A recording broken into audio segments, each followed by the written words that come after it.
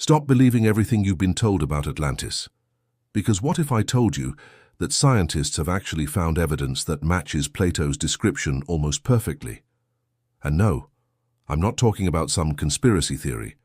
I'm talking about real geological data, underwater formations, and historical records that line up in ways that are honestly kind of scary.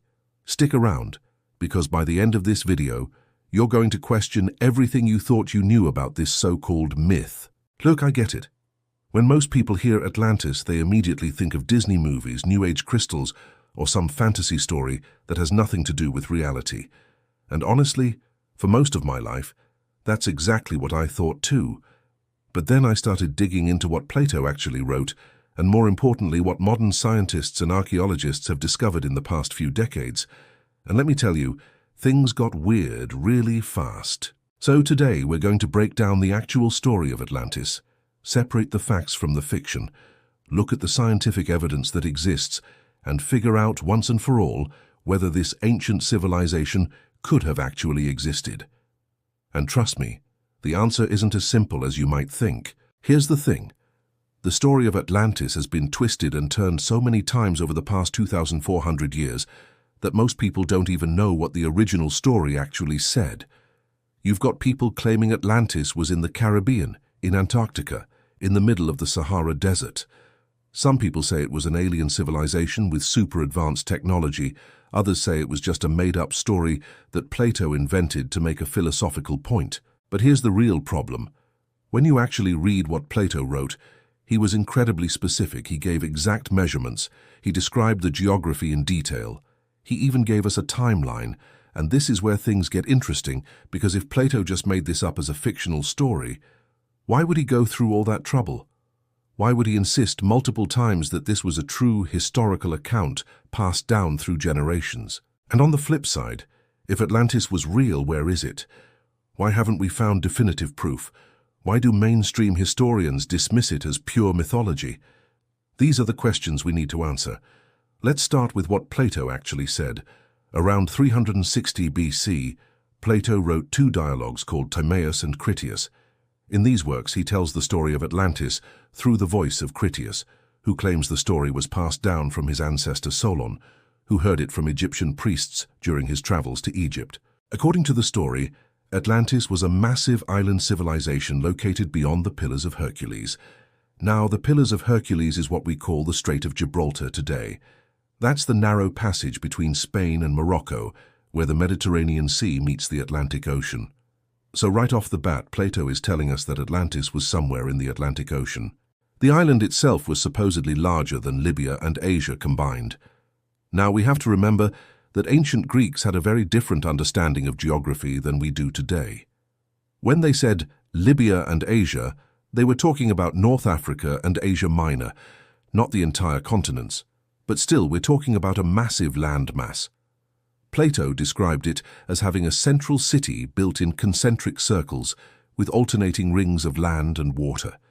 The city had walls covered in precious metals, incredible temples, and a huge harbor that could accommodate vast fleets of ships. The Atlanteans were supposedly descended from Poseidon, the god of the sea, and they had created an advanced civilization with impressive technology for their time. They had conquered many parts of Western Europe and Africa. But here's the kicker. According to Plato, this all happened 9,000 years before Solon's time, which would put the destruction of Atlantis around 9,600 BC. That's more than 11,000 years ago from our perspective today. And the destruction. Plato says that in a single day and night, the entire island sank into the ocean after a series of violent earthquakes and floods. The whole civilization just disappeared beneath the waves. Now, most historians look at this story and immediately call it fiction, and I understand why.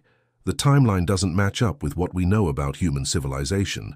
9600 BC was still technically the Stone Age.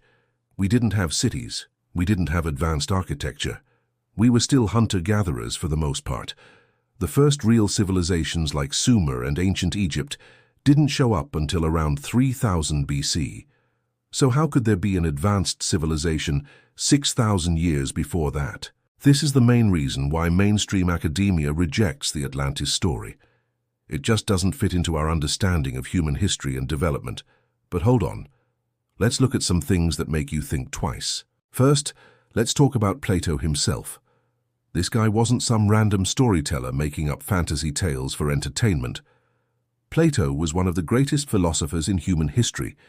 He was a student of Socrates and the teacher of Aristotle. His writings formed the foundation of Western philosophy. Everything else he wrote we take seriously. His ideas about government, justice, knowledge, reality, we study all of that in universities today. So why would he suddenly make up this elaborate geographical and historical story and present it as fact? And here's something interesting.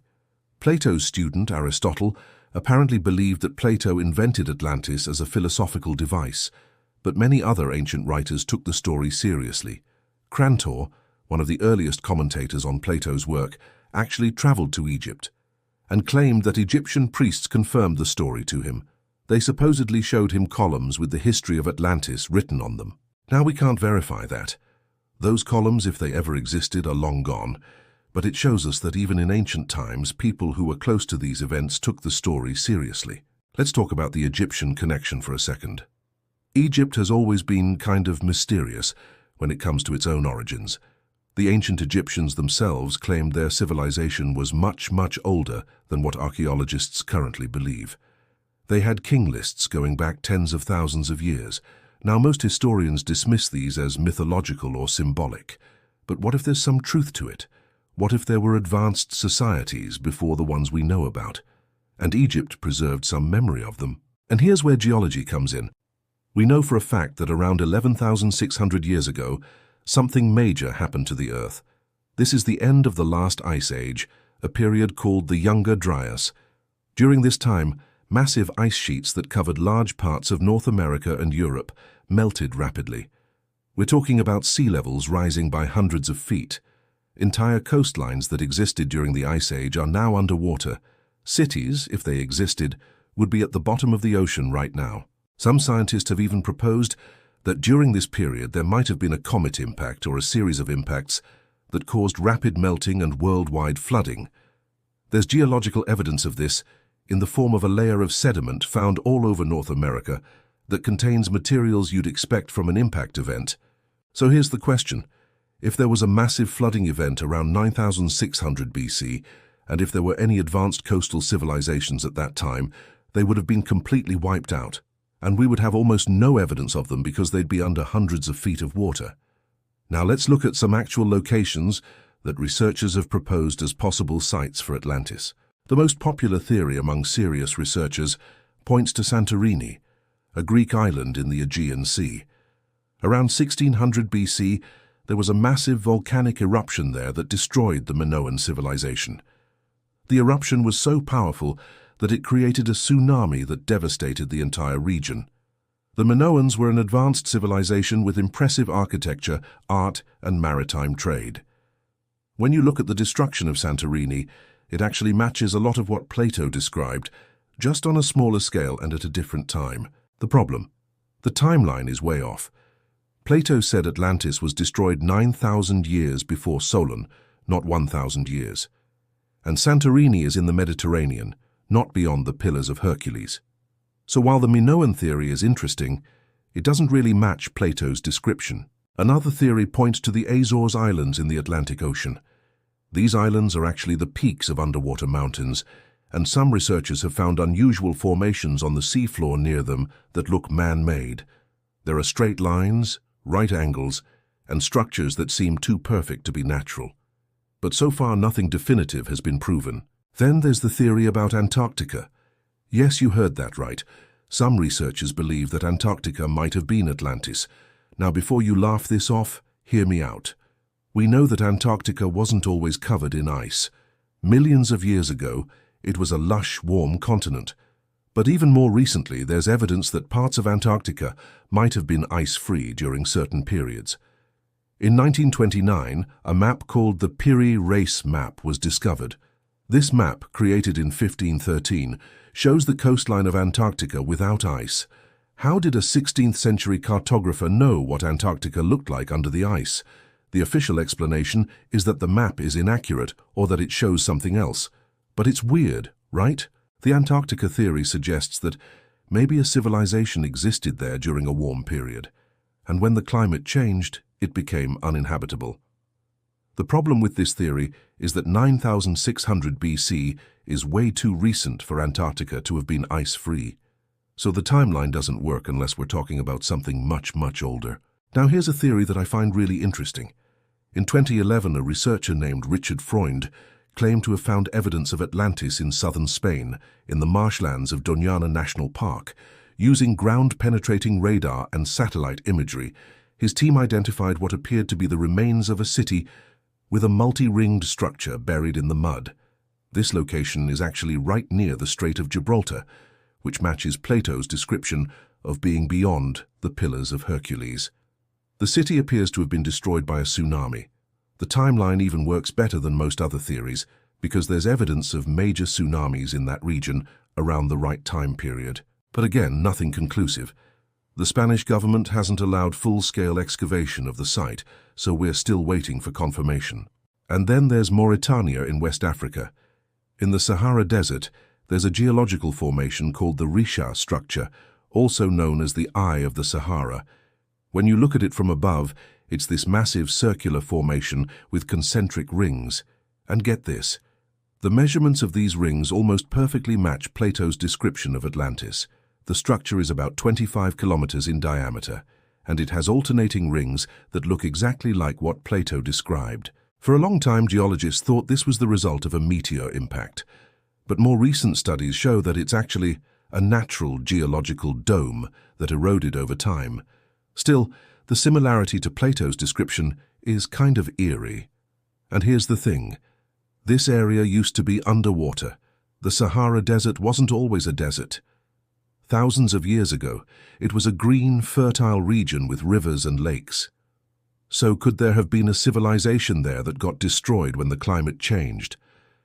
So here's where we land. Is Atlantis real? Honestly, we don't know for sure, but here's what we do know.